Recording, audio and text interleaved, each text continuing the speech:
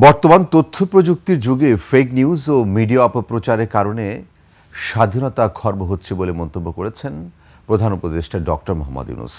সবার জন্য মানবাধিকার, সর্বোচ্চ মানবাধিকার আমাদের অভিন্ন মানবতার মূল বিষয় শীর্ষক জাতিসংঘের একটি উচ্চ পর্যায়ের অনুষ্ঠানে তিনি এসব কথা বলেন।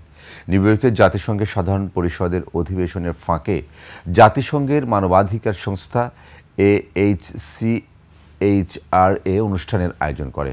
অনুষ্ঠানের প্রধান উপদেষ্টা কৃত্রিম বুদ্ধিমত্তা কিংবা ভবিষ্যতে আসা প্রযুক্তির অপব্যবহার বন্ধে প্রযুক্তি নিয়ন্ত্রণ করার উপায় বের করার আহ্বান জানান।